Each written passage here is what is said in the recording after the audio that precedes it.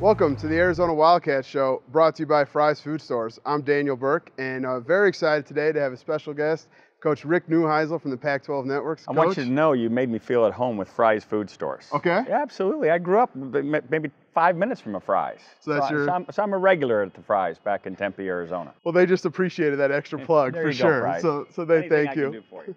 So Coach Neuheisel is here today, checking in on Arizona with the Pac-12 Networks as part of their training camp days. And Coach, what has the trip been like so far, and how fun is this for you? You know, for an old football coach, it's been heaven, because you get to go to all the different training camps, you get to see all the new players. Immediately I walk to the head coach and I say, who's the guy that surprised you? They immediately point to a guy, because they know, you have this vision of what's going to happen when training camp opens, and all of a sudden there's a guy that you just didn't quite have on your radar, didn't think would be that ready to play, and it causes you to rework things. Certainly here at Arizona, everybody's, can't wait. They're on their pins and needles waiting to see who's going to be the quarterback. But one thing we know about Rich Rodriguez is he can coach quarterbacks. He's had unbelievable success at West Virginia with Pat White, at Michigan with Denard Robinson. Matt Scott and B.J. Denker were both fabulous players here. So I think that the quarterback position will be played well. And if it is, there's a host of weapons for him to have some fun with. What are you most looking forward to tonight when you watch them practice? Watching the quarterbacks. Yeah. The thing about Arizona and Rich Rod's offense is the quarterback's legs are really the key to the whole thing. Yeah. Because the more weapon they are, the more holes and opportunities the running back position will have. Replacing Kadeem Carey is a huge question, and it looks like it's going to be done by committee. It doesn't look like there's that bell cow on the roster right now. It doesn't mean those guys can't be, but right now, just looking at their size, durability, and what you assume, we've got to be careful about assumptions, right? But you'd say that, the strength of this team offensively is all those great weapons at wide receiver, both with the transfers guys coming in, the guys coming back. Nate Phillips, freshman All-American. Austin Hill 2 years ago, a 1,300-yard receiver. So there's a wealth of riches outside. So you want a quarterback that can put some pressure on the edges with his legs, but also be able to deliver accurately outside. And so who is that guy? I understand 4 guys have been getting equal reps. Yep. They've been moving in and out with the first and second teams. Rich Rod's got to have an inkling of who that is. We'll probably find out soon, but that's what I can't wait to do tonight, is get my eyes on those quarterbacks and see who I think's ahead. Yeah. You're watching the Arizona Wildcat Show, brought to you by Fry's Food Stores. And Coach Rodriguez has had 2 senior quarterbacks so far in his first time here, and a lot of people want him to go to the youth movement. When you were having a quarterback competition, and if you had a senior and a freshman or something, did you not maybe want to play the senior and give the guy a couple years, or did you just go with the best guy? I think you have to understand in college football, we'd love for everything to be fair, but fair is where they give a blue ribbon to a pig, okay? You have to do what is necessary to win games. Right.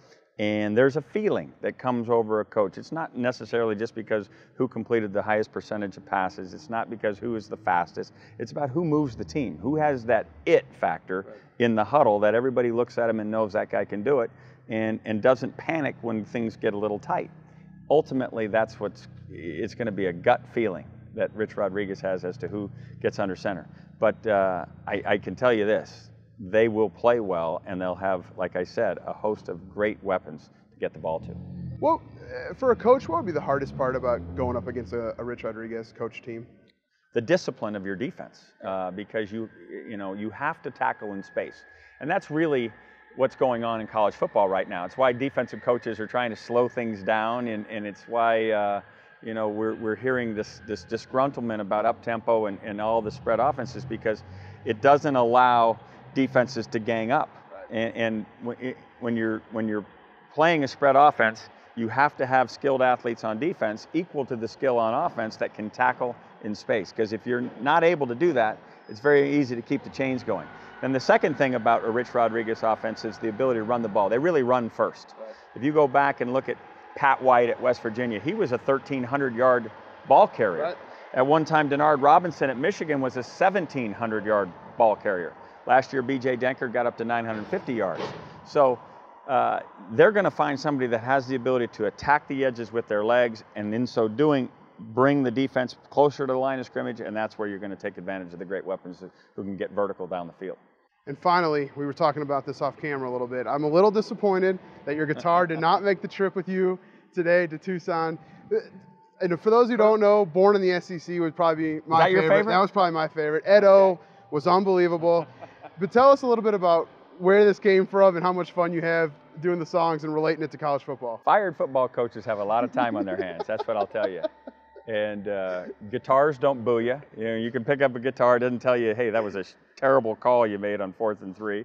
You can sit there and you can kind of wallow. And I'm one of those guitar players that can play probably 30% of every song. Okay. I can't finish one from start to, but Dan Patrick one time asked me, he says, hey, come on and play guitar. Well, I'm certainly not good enough guitar player to actually impress anybody with my musical skill, but I can pen a parody, and so that's what I did. I did one with Johnny Manziel, the Ballad of Johnny, and then we did Born in the SEC. And I cannot hear Mike Slive's name anymore without hearing Mike Slive's Like God to Me. Mike Slive's Like God to Me. Born in the SEC. I've got a fat head sitting next to me. You know, it's a fat head, be about that tall with Mike, but no, it is fun. And so I do 2 or 3 shticks a year on Dan's show, and then Kirk Reynolds, our publicist at the Pac-12 Network, said, hey, what about us? So that's where the Edo song came. And so we'll keep goofing around. Hey, listen, football's the greatest game on the planet, but it's also fun, and you got to poke fun at it. So there's some more swirling around in this rock pile I call my head. Okay, I was hoping for a Rich Rod song, but maybe in the future we can come up with a Rich Rod song down the road. Absolutely. He's given you plenty of material. He has given us plenty of material. Okay. Probably the best storyteller of all the coaches out there. You have to listen carefully because he goes fast. Yes. But if you listen carefully, you will be entertained by a sit down with Rich Rod. Great stuff from Coach Rick Neuheisel. Thank you so much for your time. This has been the Arizona Wildcat Show, brought to you by Fry's Food Stores. Fry's, one of the all-time hallmarks. I'm Daniel Burke. Thank you for watching. Try this matchup: low prices and faster checkout. You can count on it at Fry's.